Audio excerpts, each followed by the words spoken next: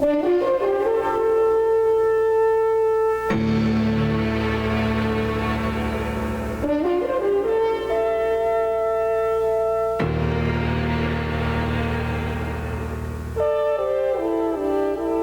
the early 1800s, the American prairies swarmed with game. Vast herds of deer and elk grazed on the gently rolling land. Flashing across the western plains, the sharp-eyed pronghorn antelope ranged far and wide. The grasslands bristled with the ever-watchful prairie dogs, and other small game were too numerous to count. The moose, the largest member of the deer family, ranged across the northern portion of America, favoring a cooler climate and a different diet than the plains animals. More dangerous wildlife, like the black bear and the unpredictable grizzlies, roamed the mountain areas. Yes, America teemed with a variety of game in the early 1800s. The rangelands provided food and spacious surroundings for the herds to multiply. But all of these animals were greatly outnumbered by the millions upon millions of buffalo.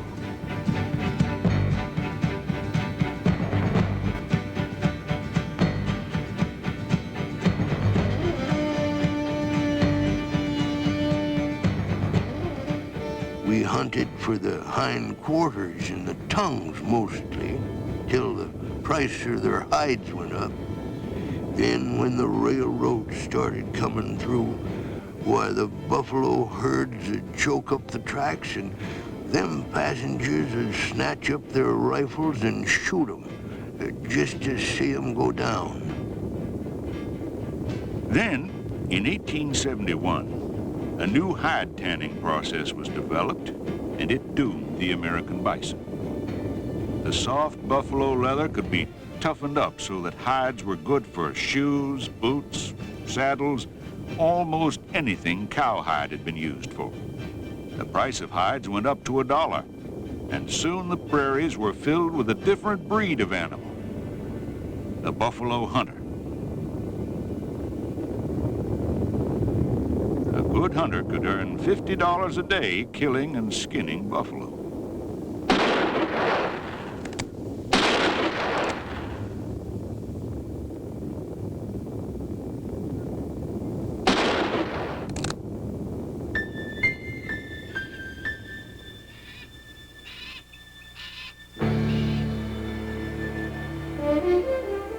I saw them buffalo dead on the ground so thick you could walk 10 miles on their carcasses.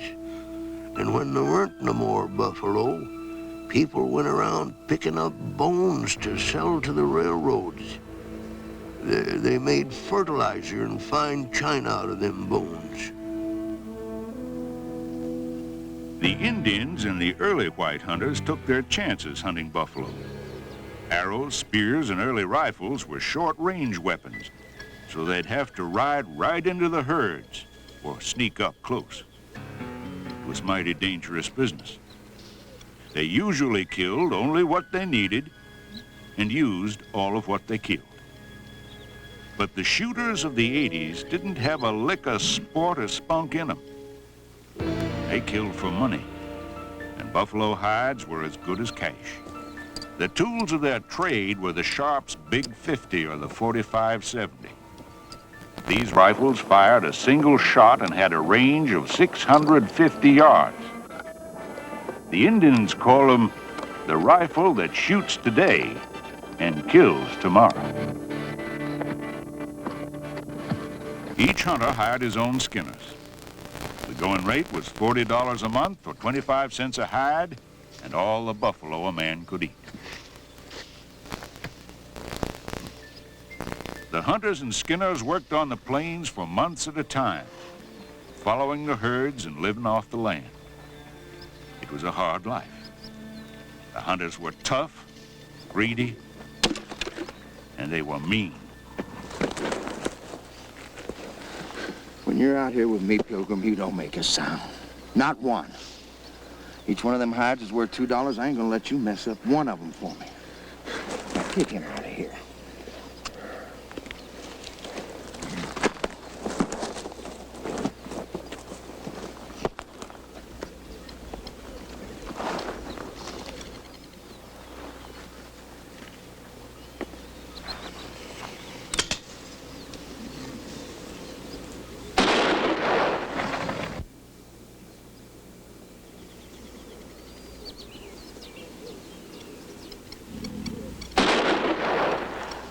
Ted Claiborne has worked as a skinner for 5 years.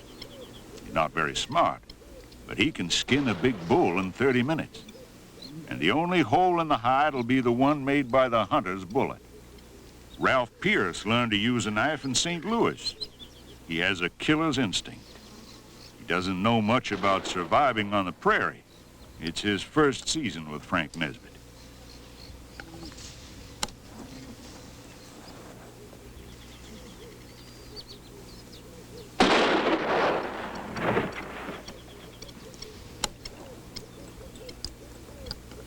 Frank Nesbitt grew up with a rifle in his hands.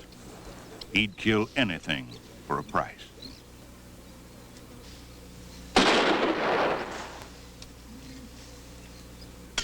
He loves the killing. For 7 years, he's been slaughtering buffalo and boasts that he once dropped 200 from a single stand. Most hunters give up when the herd spooks, but not Nesbitt. He'll follow a herd for days, killing buffalo after buffalo, leaving a trail of carcasses that stretch for miles.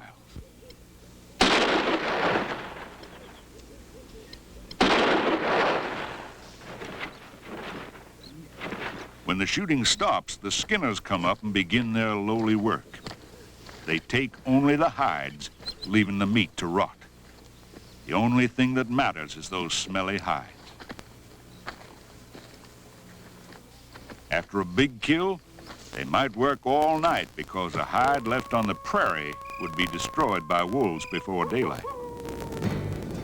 In this way, all but a few hundred buffalo out of about 40 million were killed in America between 1871 and 1885. No one could stop the slaughter, and only a few saw the danger of total extinction. One of these men was Jake Jones. He accomplished the impossible by conquering the great buffalo Samson and became a legend in the American West. They called him Buffalo Jones.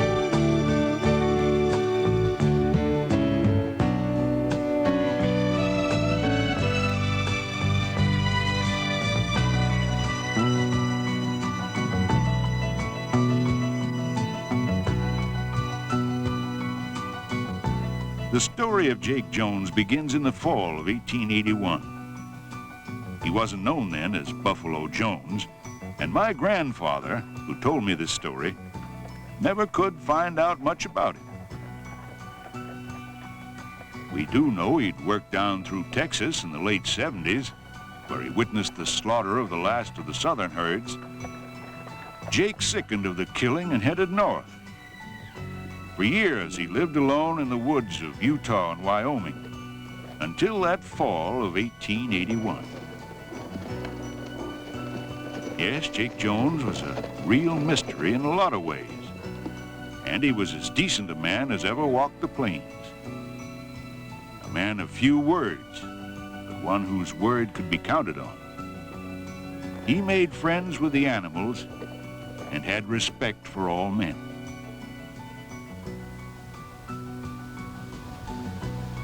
One day, Jake chanced on a baby buffalo being attacked by coyotes. He figured the rest of the herd had been killed off by the hunters who were still around, wiping out the last of the buffalo. Now, Jake wasn't one to shoot the coyotes. It was his thinking they were just doing what was natural. And besides, the more buffalo that were killed off, the hungrier the coyotes and wolves got. So Jake tried to chase the coyotes off. They were reluctant to pass up an easy meal and kept nipping at the buffalo's legs.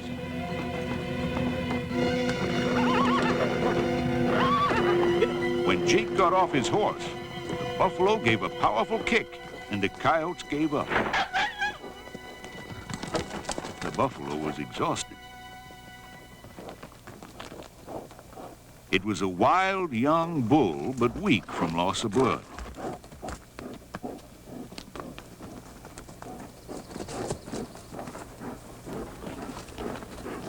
Jake managed to throw him down and proceeded to tie him up so he could treat his wounds. He was hurt and confused, too tired to fight. Well, Jake knew if he turned him loose now, the coyotes and wolves would be right back after him again. He wasn't sure what to do with this buffalo, but he'd have to care for him till he was fully healed.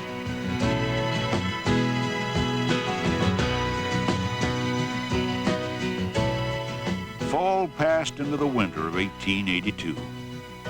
Jake and his new friend found shelter together. It was a long winter, but the rest helped the buffalo recover from his wounds.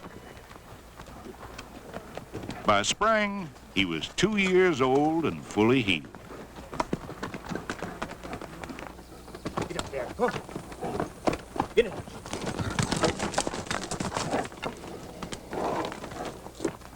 He wasn't even half grown, but he seemed to know that Jake had saved him. That young bull was still wild, and it wasn't easy making friends, but Jake worked at it. He built a corral, and in the back of his mind, he had an idea. If he could tame this animal, he might be able to break him to ride. Of course, that buffalo would have to grow a little bigger and get a lot friendlier. Well, he sure did grow. Jake's buffalo was almost 6 feet tall at the hump, and he weighed about 2,000 pounds. He had lots of strength and didn't seem to be afraid of anything. So Jake named him Samson, out of the Bible. Well, Jake figured it was time. Samson didn't like the looks of that saddle, and Jake didn't like the look in Samson's eye. Yes, sir, it was going to be a long day. The tree anchored the front end, but the hind end kept moving around. For a while, it looked like Jake would be carrying that saddle more than Samson would. They went round and round that tree.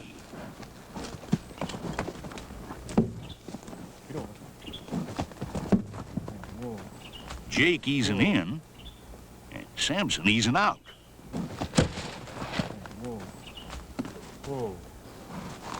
There were times when Jake was ready to give up.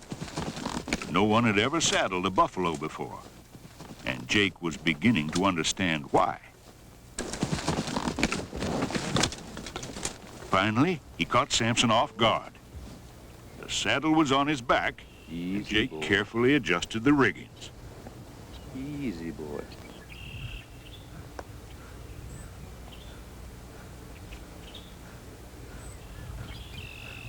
Getting the saddle on was one thing. Getting in it was going to be something else. Get over. Whoa.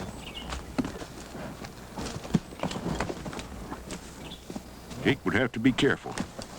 Samson wouldn't try to hurt him intentionally, but those horns were sharp. Oh. They went around that tree again. Whoa. By now, Samson knew what Jake had in mind. Then, Jake slipped into the saddle. It was just too easy. Samson broke from the tree, and they were off.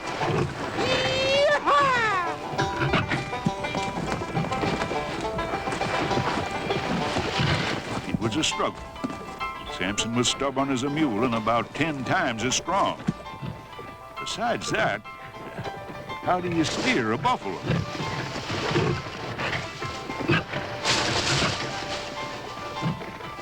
When Samson was ready to move, there wasn't much you could do to stop him. And then he'd show his stubbornness and not want to move at all.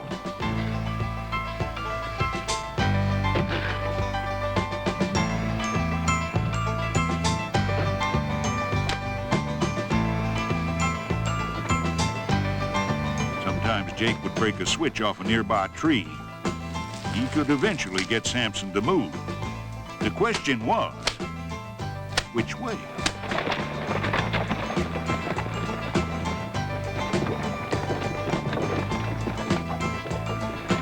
More than likely, he'd plow straight into a bush or run right through a tree trying to scrape Jake off his back.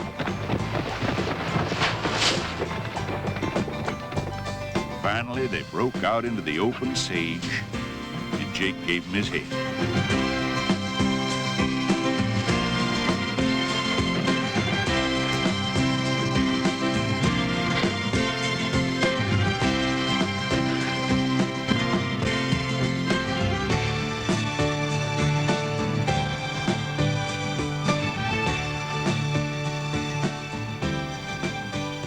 Samson was still making up his own mind about which way he wanted to go, but gradually, Jake was gaining control.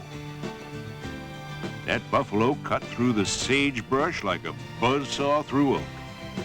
Even at a dead run, Samson could keep his feet on rocky ground that would stop a horse.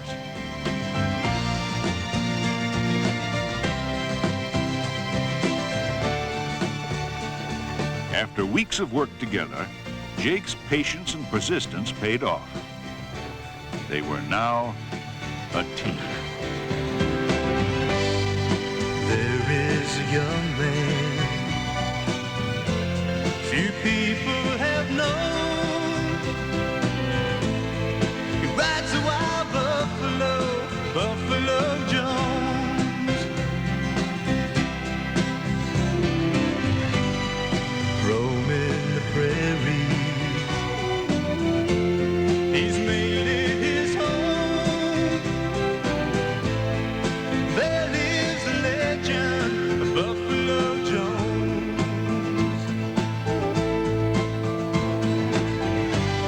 His love for the buffalo gave him his name. His courage to stand and fight for what was right gave him his fame. Still talk about him.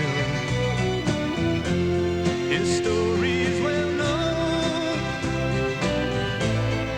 Life and legend of Buffalo Jones.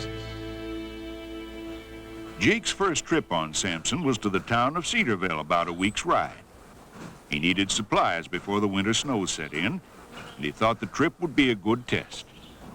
What Jake didn't know was that on this trip, he'd never reach Cedarville.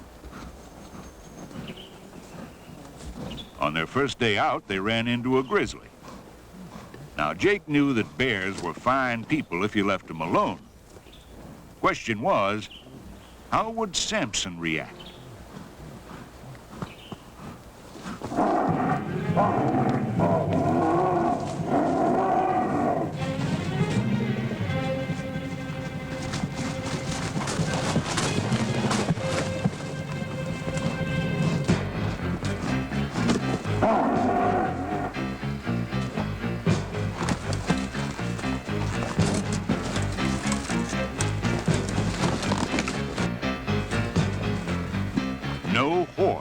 enjoyed chasing off that bear the way Samson did.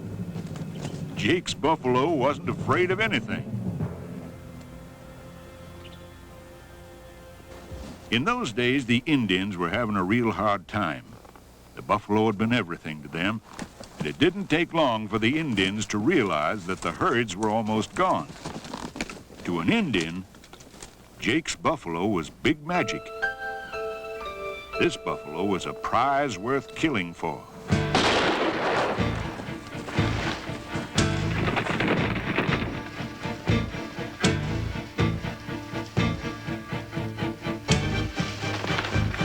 The Indian was a poor shot and sort of slow at reloading his rifle.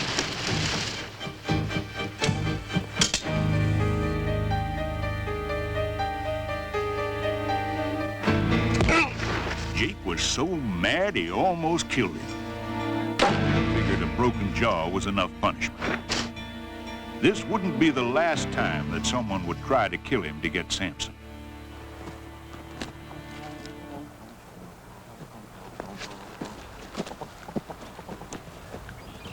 Boy, howdy. Talk about a tenderfoot. Anybody in 100 miles knows you fresh out of St. Louis. Look at how you walk. You look like a duck. I may be from the city, but that don't mean I don't know a thing or two. You don't know how to walk on this side hill. Point your toes, boy. Point your toes. Well, I wouldn't have to point my toes if Ted hadn't lost them horses. Man can't live out here without a horse. All man needs out here to live is a rifle. And what's the matter with Ted?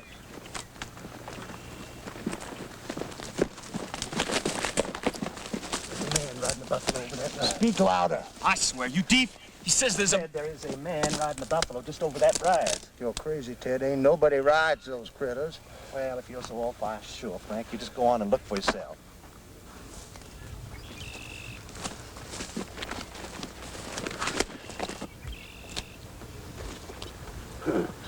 Ain't that a sight?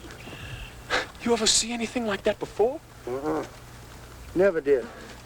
It is passing strange. However, boys, I think we have found ourselves a pack animal. I'll get him right through the gut. Oh, he's gone back behind those trees, Frank. You're gonna have to wait till he gets in the clear.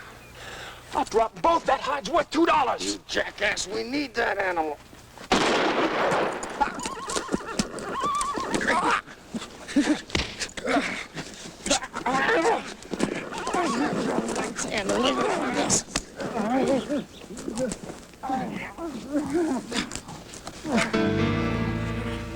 Well, howdy, neighbor. I never did see a man on a buffalo before. Well, we was just funning. Ted here, Ted thought you was some kind of mirage. And indeed, I thought so myself till I got a closer look at you through my field glasses here. I thought maybe you needed some help. No. We were just funning. How come you to be up on that buffalo? Uh-huh. Well, I guess time we made a few tracks of our own, boy.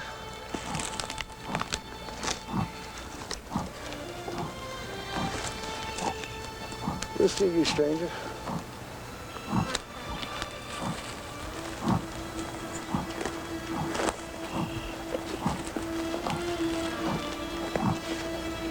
Come on, Frank. Adios.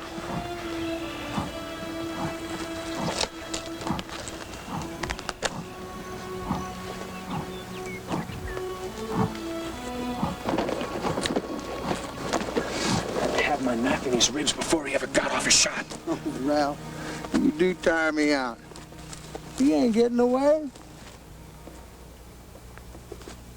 Frank? No, he ain't getting away. Frank, he's going in those trees. He's going to get away. He ain't getting away.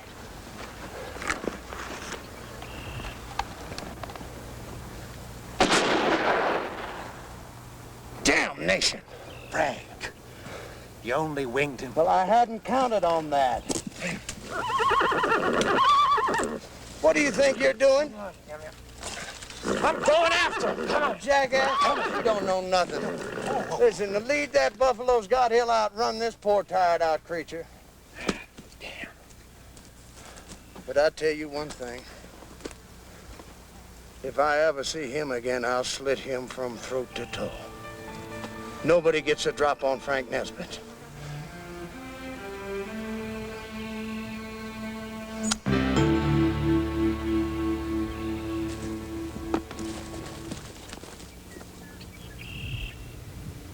No one knows how long Samson wandered around the prairie. But I think Samson knew he had to find help for Jake. And that's what led him up into the hills and straight into the path of Sam Robinson.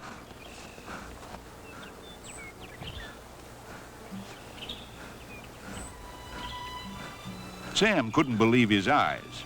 He'd seen lots of wild buffalo, even shot a few of them himself.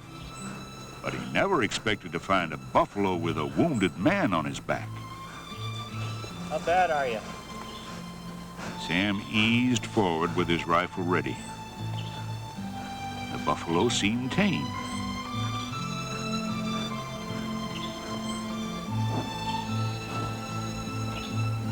He could see the wound in Jake's side and realized he was in pretty bad shape. Sam decided to try and lead that buffalo back to his cabin.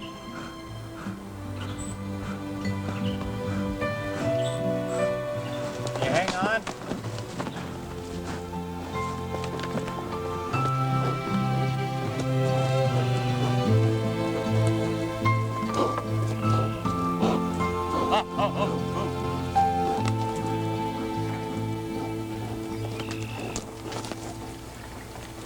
Sam, for heaven's sake, what have you got there? Oh, that don't beat all. Send you out for some venison and you come back leading a buffalo. What? Why, he's hurt. Get him off of that beast and into the cabin before he bleeds to death. Oh. Move. Oh, Sam, you be careful. It'll be all right. Oh, he's hurt bad. Okay, come on. Oh, here we go. There.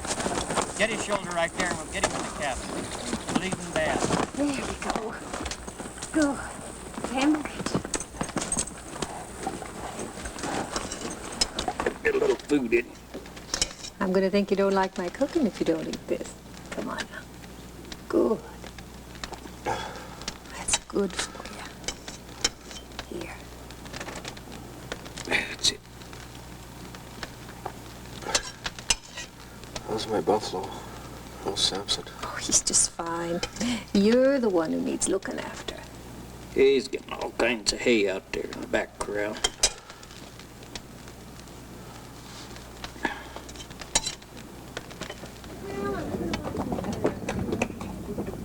In Cedarville, Frank Nesbitt couldn't stop talking about the man who rode a buffalo. He told the story over and over again. Mister, I ain't never heard anything like that before. Well, I'll tell you what we seen 3 days south of here. There's a man riding a buffalo out there. That's true. We seen it, didn't we, Ted? That's right. I saw him Come here, I want first, to buy you a drink. Set him up, bartender. 3 days south of here, there's a man riding around on the prairie on a buffalo. Believe it or not. Soon the word was spread around that there was a man who rode the plains on a buffalo. And it wasn't long before Jake became known as Buffalo Jones. As his legend grew, some people swore they'd seen him down Texas way years ago, and others that he'd saved the buffalo up near Montana in '79. Jake, let me help you here. You shouldn't be up there. I'm fine. Well, now, don't get tired out. I'm getting fairly strong now. Well, I know you're better, but be careful. Jake's wound healed very slowly, Gotta get out and see your friend. but Samson never left and seemed to know that Jake was in good hands. Been cutting a lot of grass for him. The Robinsons were fine people. They lived off Sam's hunting and trapping and what little gold they could pan from the river. Maybe someday they'd make a rich strike. But for now, they were happy.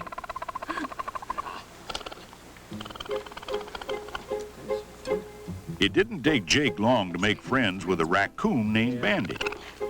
Bandit had been visiting the Robinsons on and off for years, always bringing a little mischief along with him. Takes those critters, don't he? Winter came on early that year, and the Robinsons said it was the coldest winter they could remember. Temperatures dropped to 50 below. The entire countryside was locked in a freezing grip of ice and snow.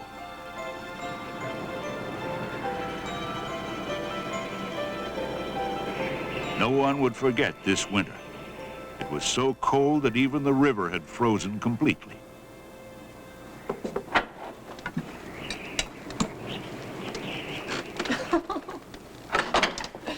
Jake, I swear you worry more about that buffalo and that raccoon than you would about your own kid. Well, it's pretty cold out there, Miss Robinson. How about this? You like listening to him? He does. I think I'll invite him every night.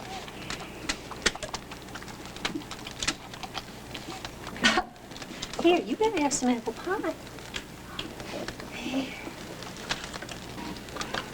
Now, Jake, I don't know about the buffalo. I hope it doesn't get too cold. Bandit was doing fine with Jake and the Robinsons looking after him, but lots of other animals didn't survive that winter. And those that did grew coats of fur thicker than ever before. Food was scarce everywhere. It was late that winter when Bandit had the adventure of his life. Sam and Jake had gone hunting when Bandit wandered down to the river for an afternoon stroll.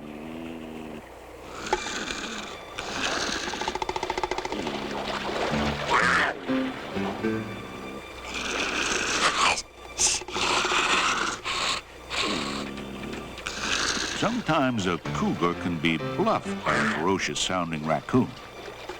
And Bandit was putting on his best bluff.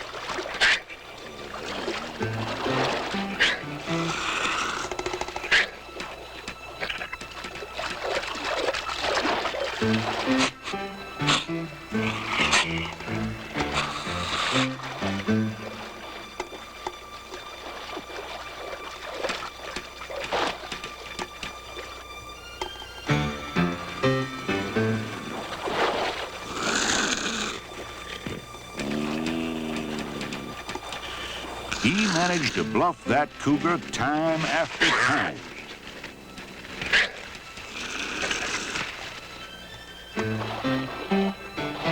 But finally, the bluff was over. This time, that cougar meant business.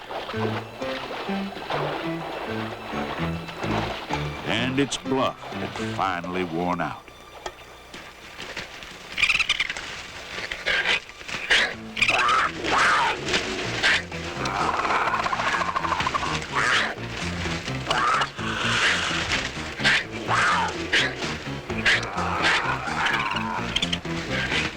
Cougar had Bandit by the scruff of his neck. He would try to drown him in the river.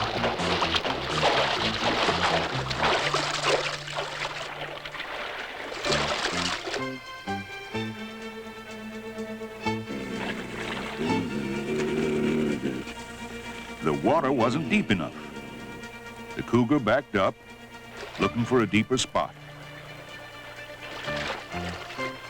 Suddenly, he's in too deep.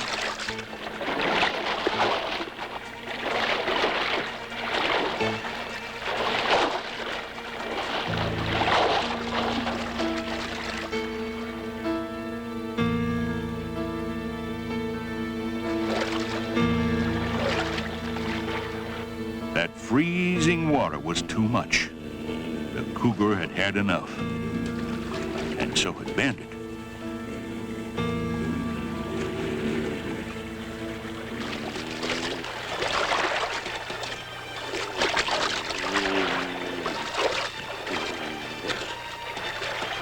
But Bandit's day wasn't over.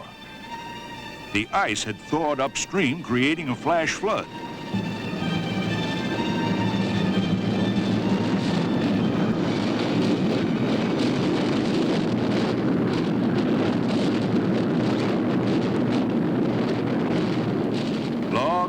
branches and huge pieces of ice came crashing downstream. And there went Bandit sailing by on a chunk of ice.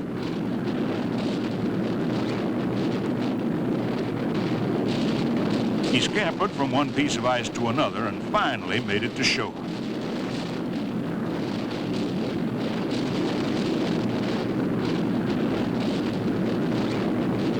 Jake found Bandit downstream and brought him back so his wounds could heal. But for quite a while, he gave that river a wide berth.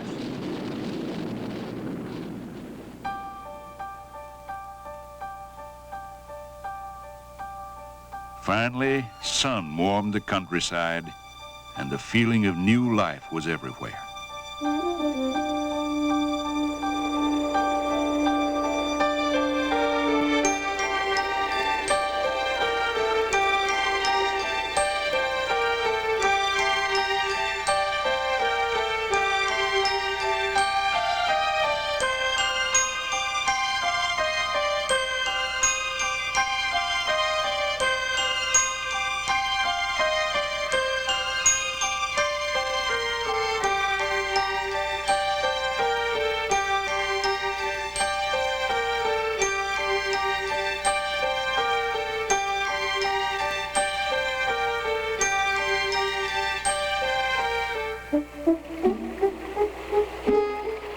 It turned out Bandit wasn't a male after all, and she surprised everyone when she gave birth to twins. Now maybe she had something to worry about that would keep her out of mischief.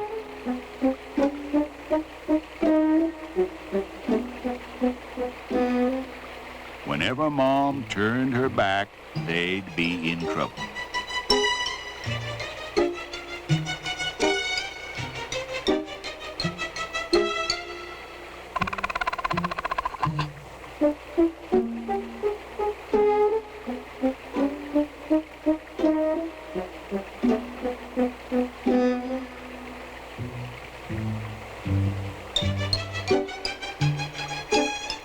It's turned into quite a predicament. Mom can't decide which one to help first. He's hanging on, but his brother is taking his first swim.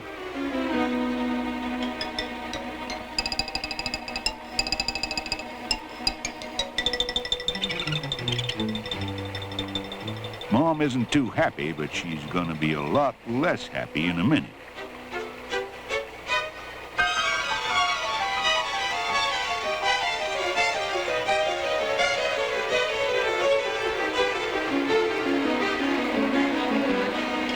Now, where'd he go?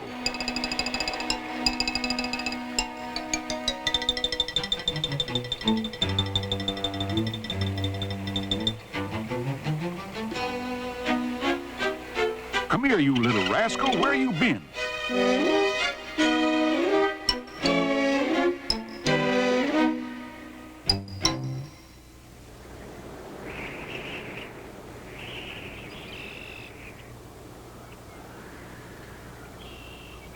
That spring, the hunters were plagued by bad luck. My grandfather, though, told me they'd brought it on themselves. Days went by without seeing a single buffalo, and they fought constantly among themselves over the direction they should take to find the herds. I think we ought to be heading further to the west. We'll go on and head west then. You don't have to stay with me. I ain't your daddy. Ah, Frank, I swear we've been walking for days and there ain't no buffalo around here.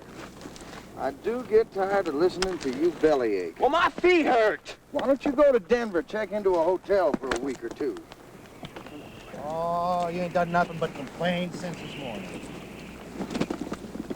Hey, Frank, ain't this where we were in '79? Yeah. There's plenty of buffalo then. The buffalo were just about gone. Nesbitt could still track down a herd once in a while. They weren't the big herds like he used to find. And since most of them had been shot at before, they were spooky. And the hunters had a hard time getting close enough to shoot. The price had gone up to $2 a hide. In desperation, and to satisfy his greed, Nesbitt decided to let Ted shoot.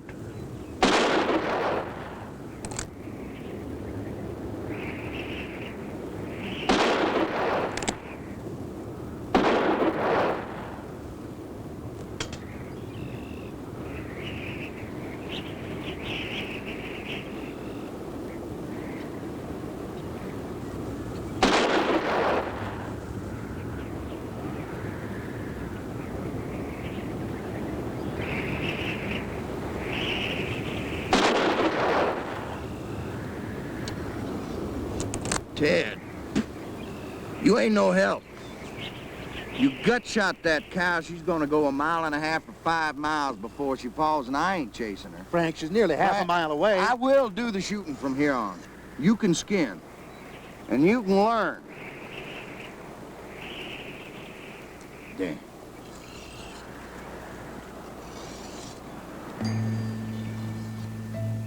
Sam left early one morning to do some hunting. It was a beautiful day, and he wandered further afield than he'd ever gone before.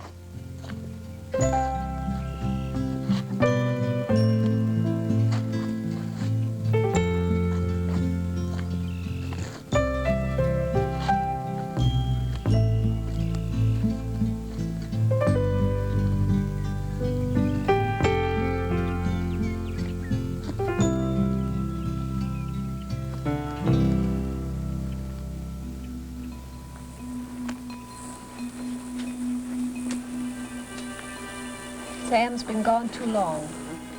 Yeah, I know, ma'am.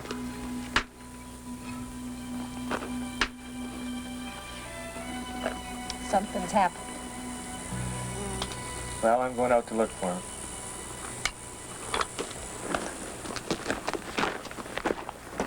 Be careful.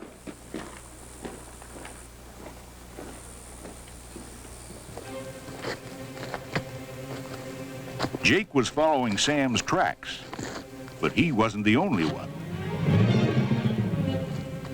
Jake didn't know it, but Sam was fighting for his life.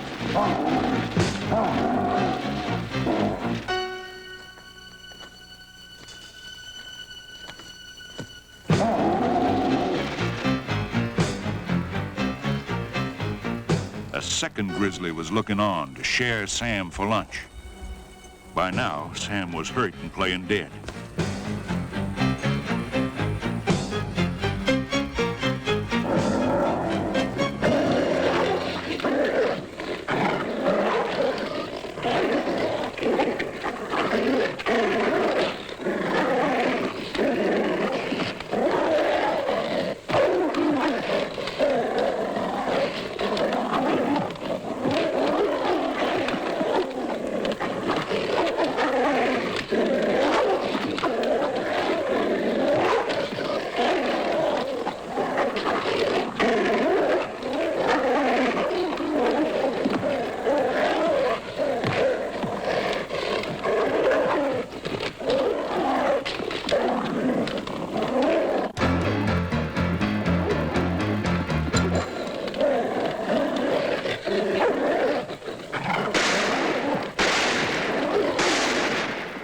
Jake's shots didn't even slow those bears down.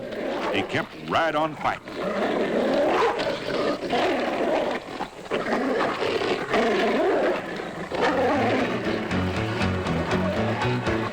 It was over an hour before the bears realized lunch had left.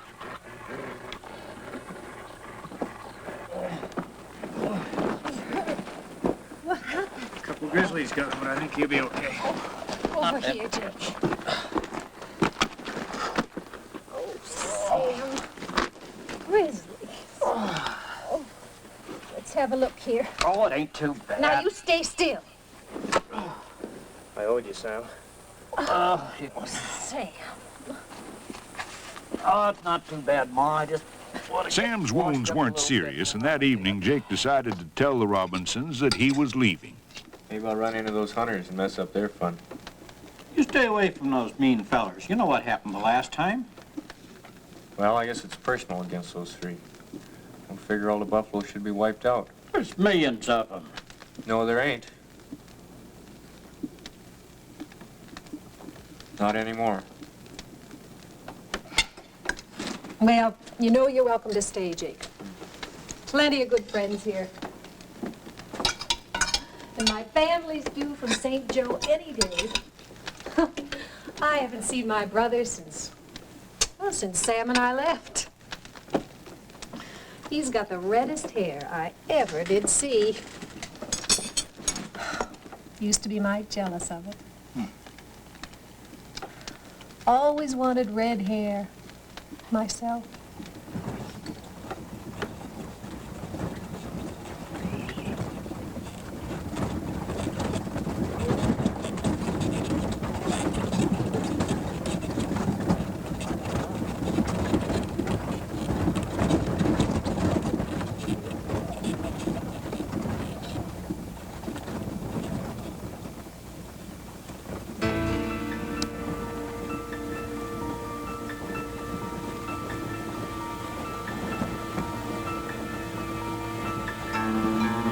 now the hunters were desperate. They had more hides than they could carry, and Frank Nesbitt wasn't about to leave without taking every one of them with him, no matter what he had to do. Boys, it's been a long, hard winter. But I believe those nice people down in that wagon are gonna solve all our problems. Get him right from here. You jackass, that's 750 yards down there. Oh, Frank. Now, if you miss, we lose those mules and everything. After they camp, spread out and wait for my signal. We'd best hunker down. I don't want them to turn around and spot us outlined against this sky either.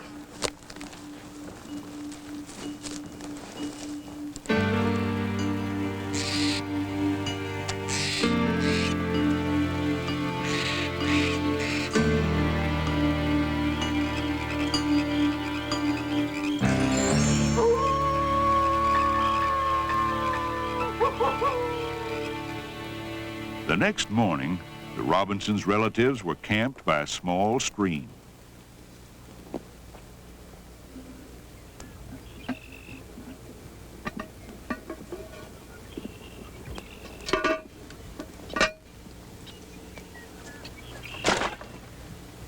Wood.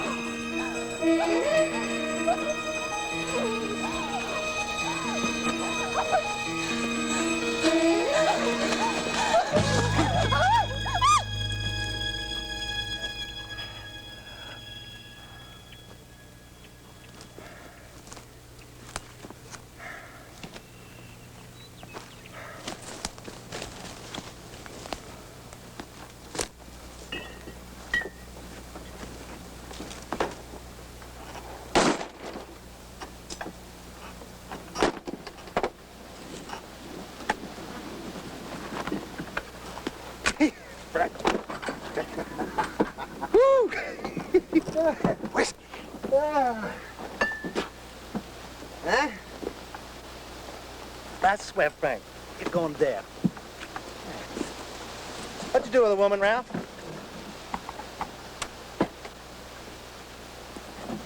Frank?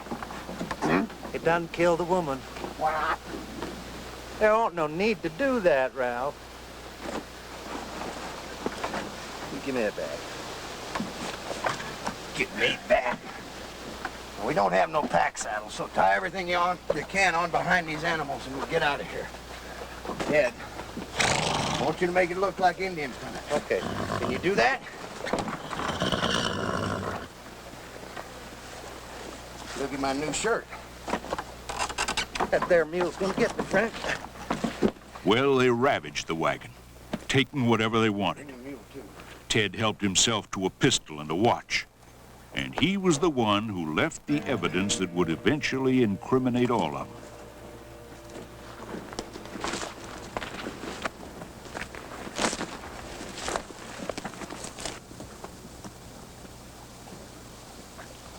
Well, all right. Let's get out of here.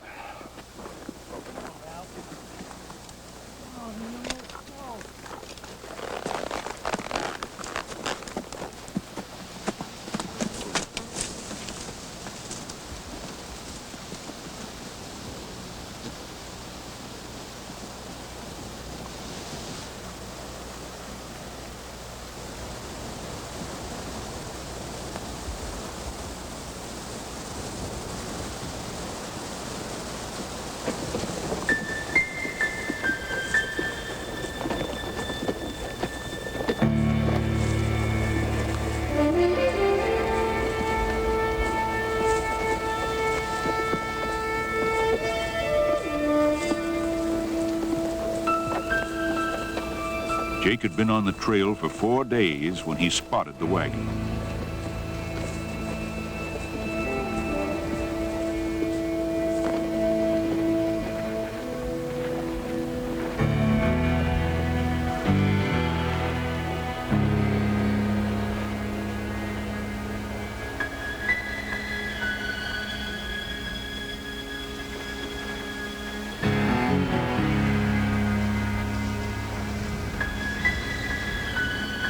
Oh, my God. By the body, he found a scarf he had seen before.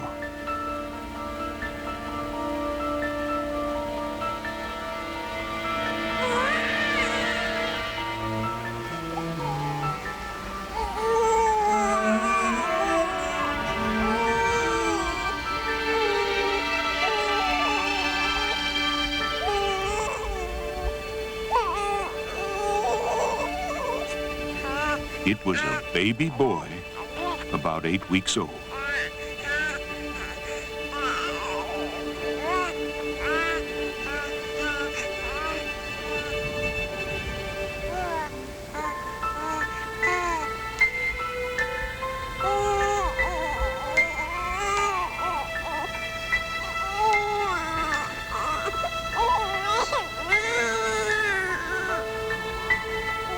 Jake bundled the baby in blankets and leather, sort of papoose style.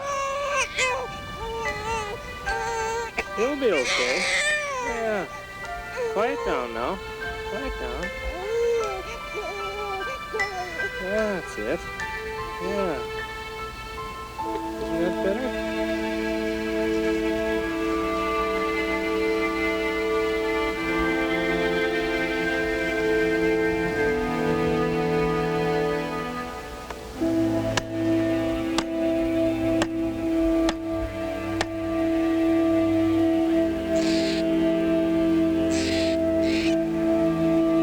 What he could. Jake realized that this was the family the Robinsons had been expecting.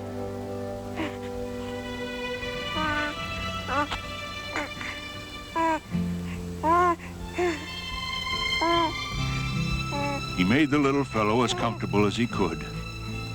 Jake knew Samson wasn't the smoothest ride.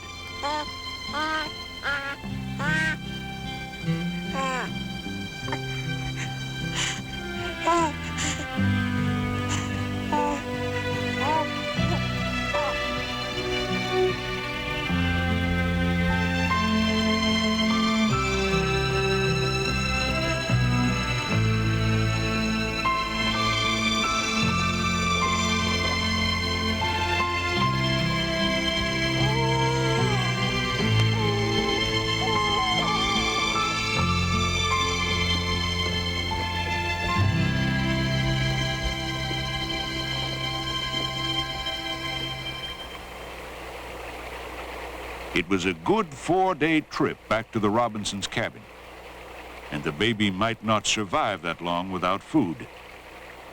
So Jake decided to trust in Samson's endurance and sureness of foot. He would take the shorter route over the mountains. It was dangerous, and it was rugged, but he had to risk it to save the baby's life.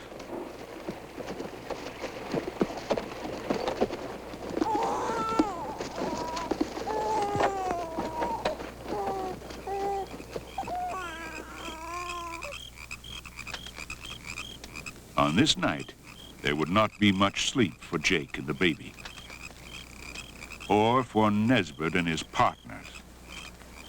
It was just as easy as skinning a rabbit. Oh, you didn't have to kill her. Killing women ain't no good. Ah, shut up. My knife is just as good on people as it is on them buffalo. And it don't matter none, man or woman. Well, I sure wish it was better on them buffalo. You wreck more hides than you skin. Ain't that right, Frank? What's that? I said, ain't that right? Well, ain't what right? That old man can't hear nothing no more. It's that gun going off in his ears all day long. That old man is the finest hunter there is. That's right, isn't it, Frank? How's that? Leastways, He ain't no coward. Only cowards kill women. Me the coward. He's a coward. It don't take nothing to shoot a bunch of dumb buffalo from behind a clump of grass. I'll tell you, those buffaloes are so dumb, if you drop the lead cow, the rest of them just stand there in a bunch until you get them all. Cows, calves, bulls, every last one of them. What you got there? Give me that. That's mine. Give that back to me. Look at that. I found it, Frank. Make him give that back to me. Took a watch off that guy. Give it back to him. He found it. Give me that. Give it to What him. else did you find, huh? Give it to him. Hold her, boys. That's enough. Just stop it right there. Come up from there, you nitwit. Oh.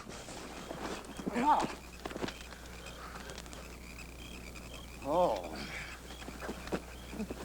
Go ahead, Ted. Go after him, Ted. Get him.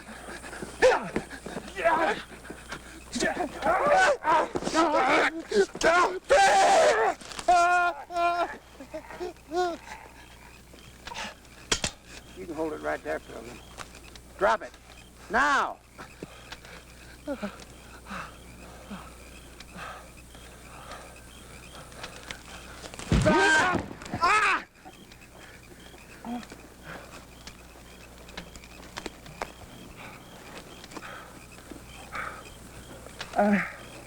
You can get out now.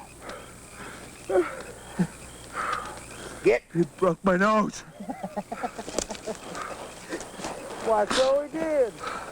It broke all right. Now get.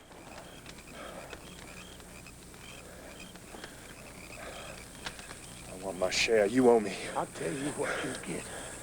You get your life for a 45-70 through your belly and out your backbone. Now get. You can have a mule.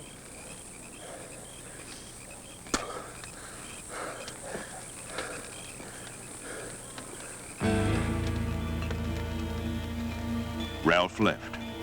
He was through with Nesbitt. But he hoped to run into Ted someday, and he'd make sure the odds were more even.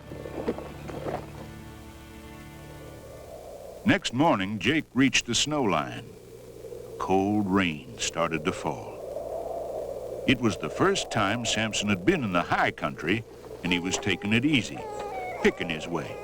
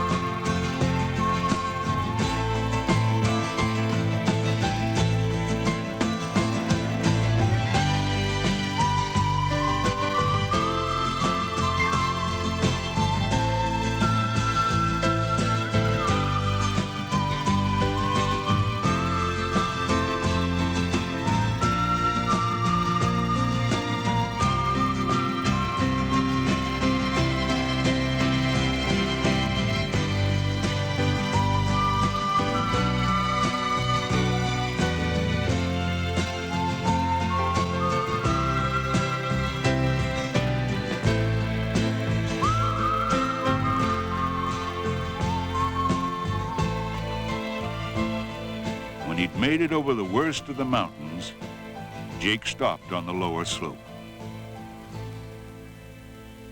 The baby cried continuously. He had to feed him soon or he would die. The little fellow had been at least 2 days without food.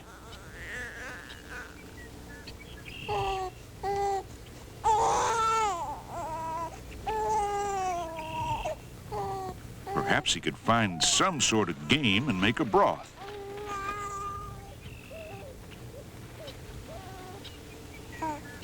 Jake checked his pistol and reloaded with dry powder.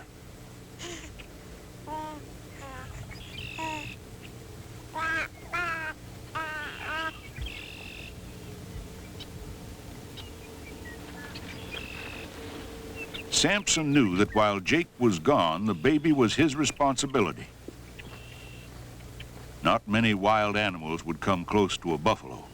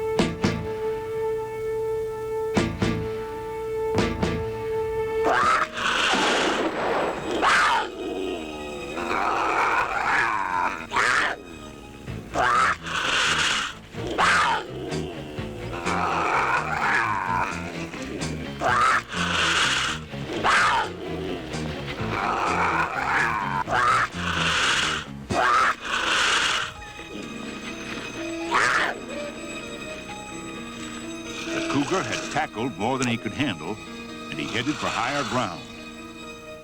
But he did leave his mark on Jake.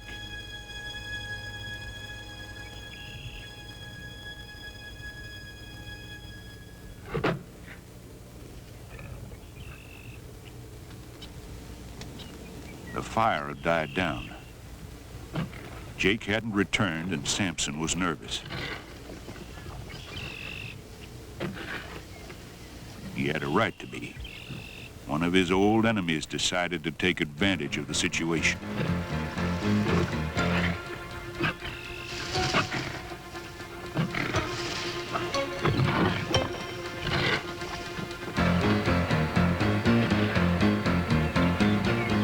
When that wolf couldn't distract Sampson by going around to the front, he tried a sneak attack from behind, but Sampson was too quick for him.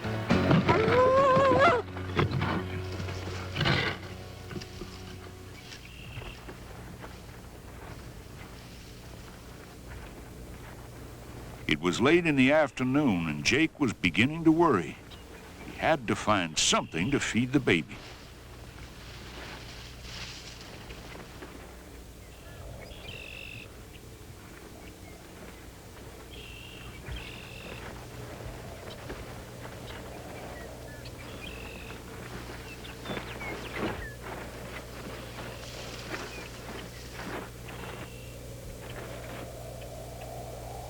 Well, porcupine wasn't much for dinner, but it was the best he could do.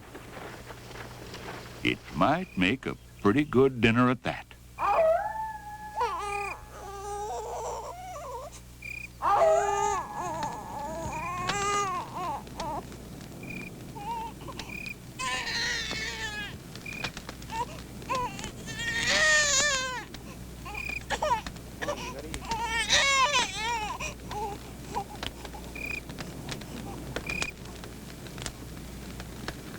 Jake boiled some meat to make a broth.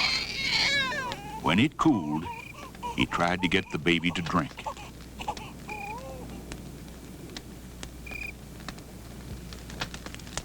He couldn't tell how much the little fella drank, but it seemed to quiet him down.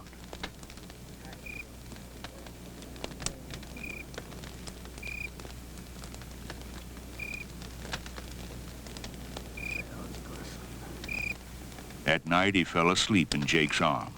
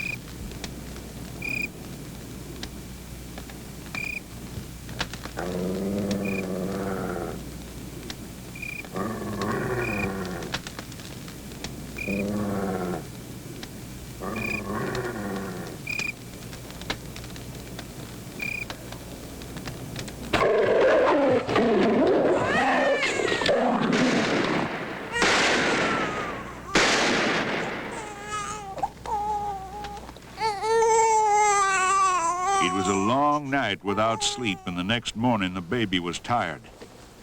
Jake tried to get some more food inside him, but he was now too weak to eat.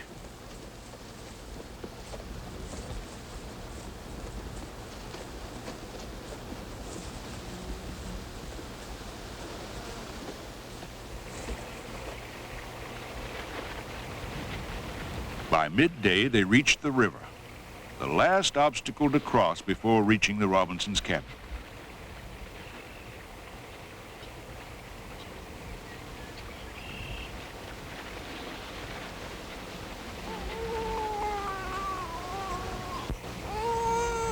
The little fellow was still all right. Jake decided they would all go together in an attempt to get across. He would carry the baby in his arms. With the melting snow, the gentle stream had become a raging torrent. Jake looked for the best place to cross.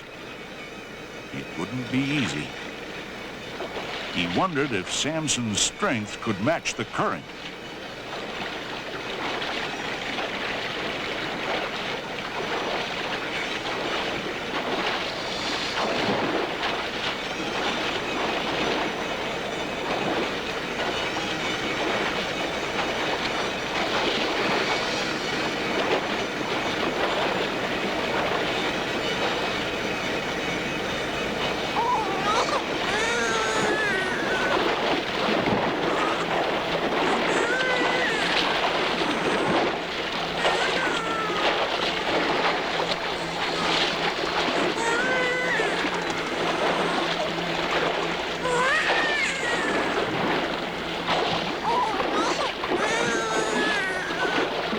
Sir Jake kept the baby's head above water as best he could. It was all that he and Samson could do to get back to the same side they'd started from.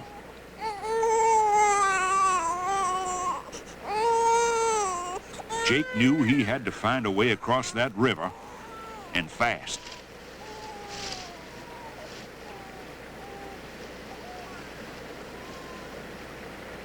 There was only one other way.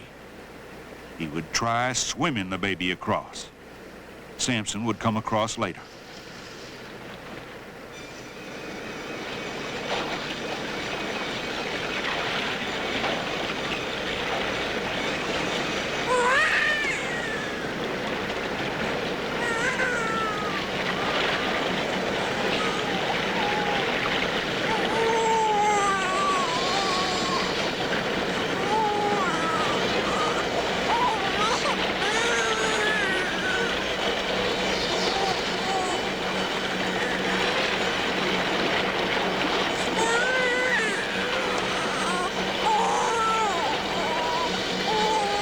It was a cold, tiring ordeal for Jake, but the boy was safely across.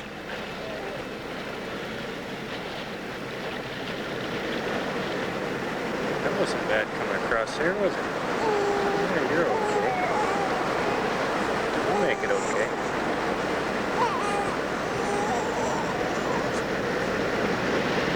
Now it was back for Samson.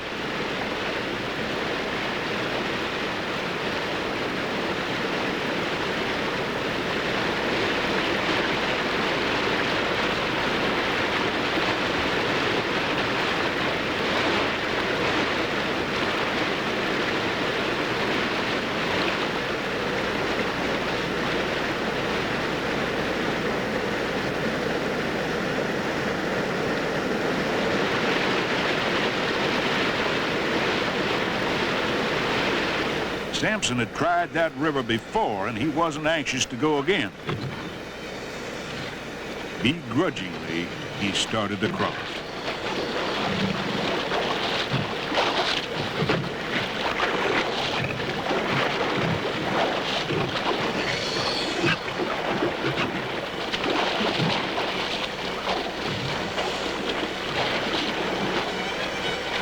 With Jake's help, Samson made it. He even brought part of his lunch with him.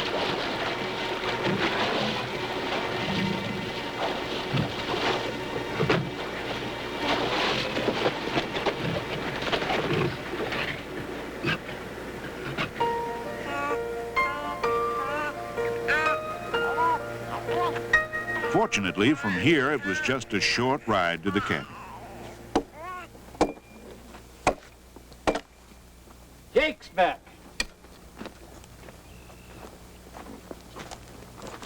Nettie. The difficult journey was over. But now, Jake's hardest task was finding the words to tell the Robinsons about their relatives. Mrs. Robinson, I'm sorry. Oh. Oh, no. I found your kin. They're dead.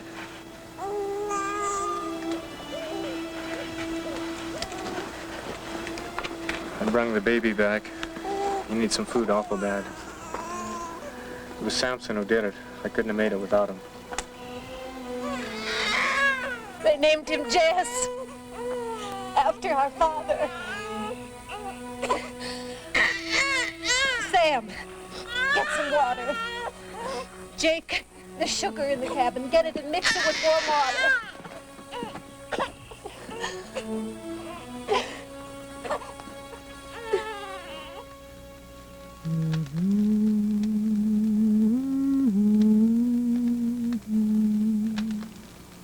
Jake, how can you be sure that these are the men that you're looking for? No, Sam, I know it was them buffalo hunters. Same ones I had to run in with last fall. This belonged to one of them, and I found that right by the wagon. They won't get away with this. How are you gonna find them? I'll be leaving in the morning. I'll track them. And I'll find them.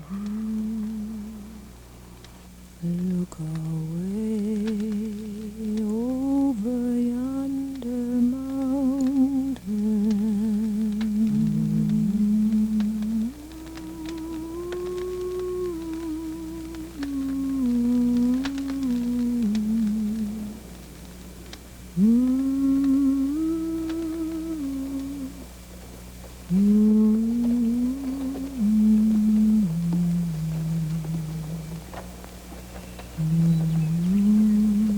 Before sunrise, Jake was on his way back to the wagon, where he hoped to pick up the trail of the killers.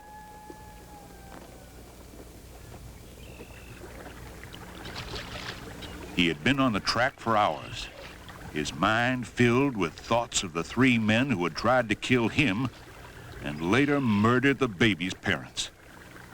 He had found their camp and knew that the hunters had split up.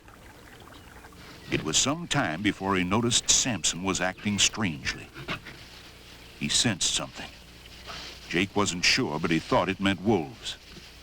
They'd be ready. He removed the saddlebags to give old Samson his best fighting chance. And this time, he wouldn't be tied to a tree.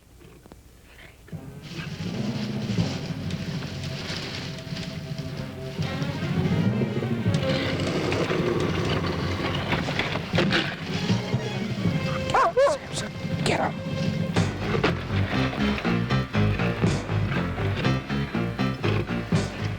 Good boy.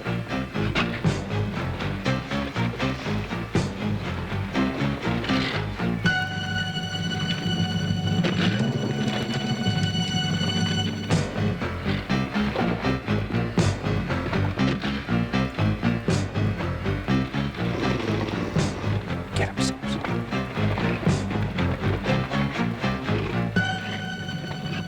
The wolves were trying to drag away the saddlebags. The scavengers were hungry and would take anything they could get.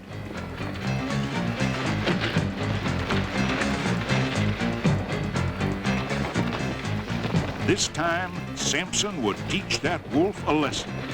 Get him, Samson.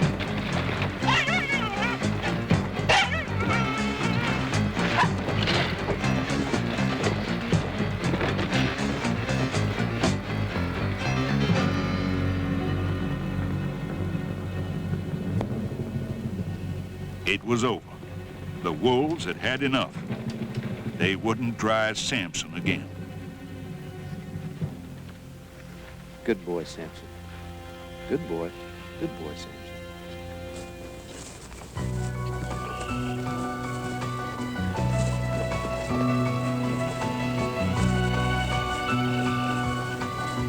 Jake was sure he was on the right trail, but the rocky ground made tracking difficult. All the signs pointed north, so he turned Sampson and headed for Cedarville.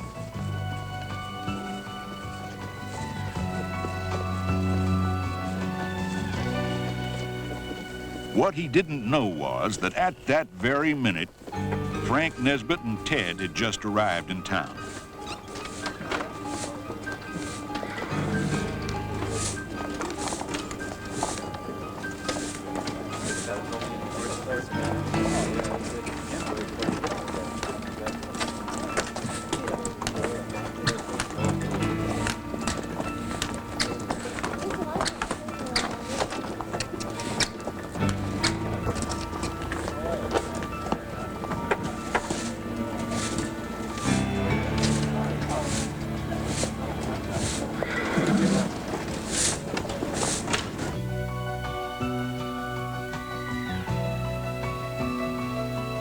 It was near the water hole that Jake found fresh signs, and he knew 2 of the killers were just ahead. He spurred Sampson on.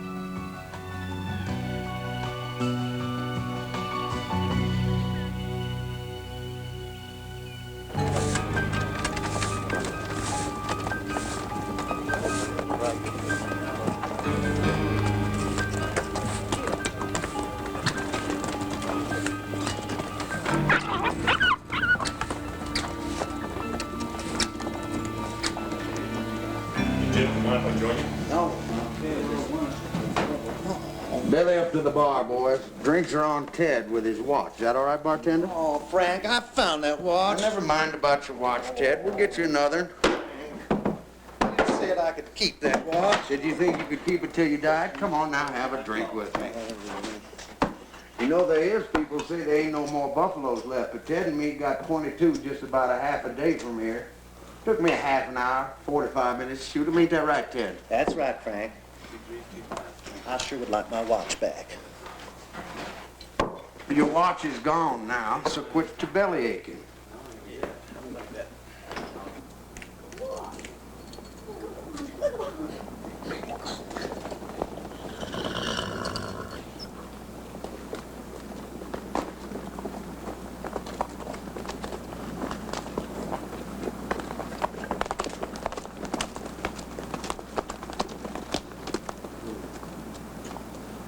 Where's the fellas that rode in on them horses? Oh, the 2 hunters?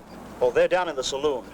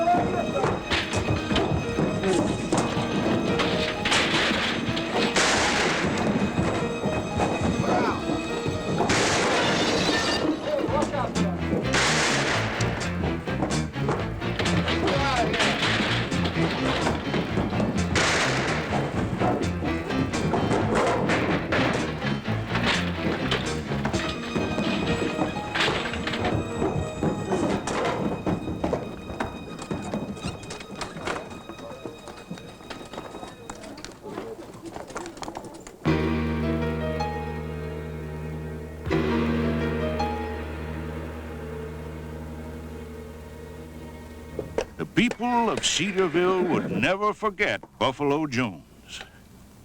Nor would they forget Sampson, the buffalo that tore up the Crystal Palace Saloon.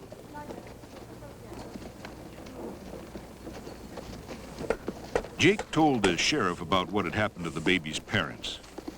The sheriff offered to send out a posse, but Jake felt it was his job. The way my grandfather remembered it, Jake insisted on tracking down the last of the killers. He headed back toward the mountains, hoping to pick up his trail.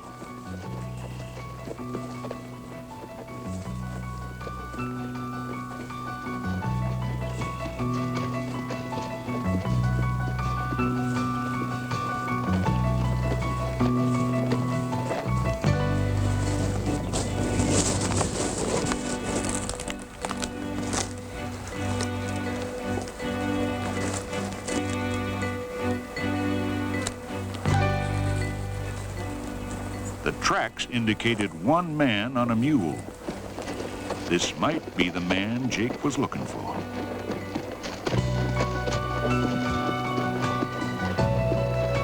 He decided to circle around the mountain. With a little luck, their paths might cross.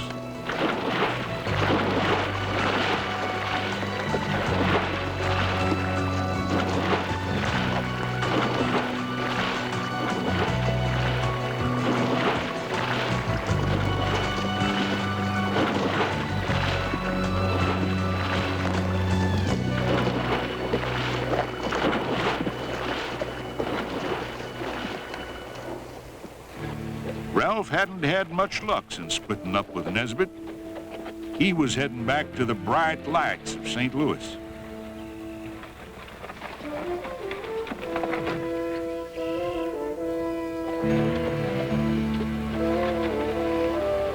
The man would have to come down that draw if Jake had figured right. He'd wait here.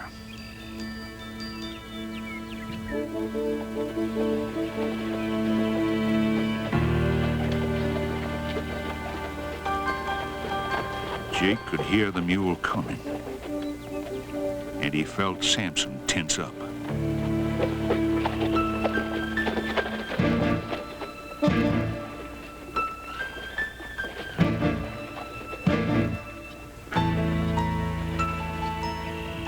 Samson was on the move before Jake could spur him on.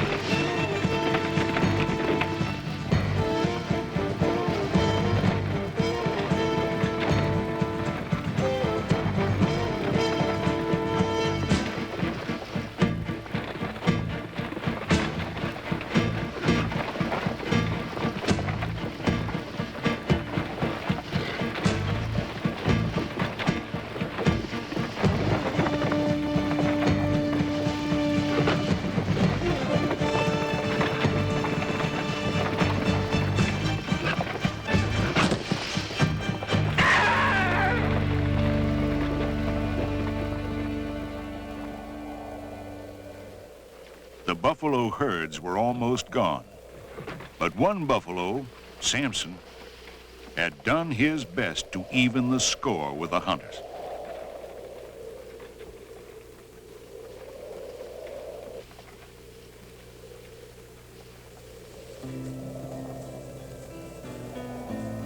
Buffalo Jones stopped once more with the Robinsons before heading west. He said his goodbyes and wished the baby well. Well, I guess you know by now who my grandfather was. Yep, that's him, right there. Born in 1882 and rescued by the man who, from that year on, became known as Buffalo Jones. There is a young man few people have known. Rides the wild buffalo, Buffalo Jones.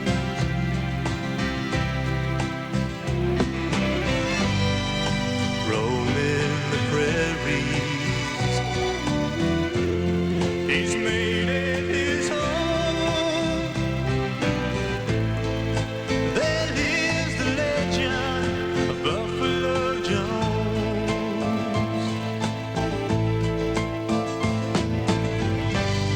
His love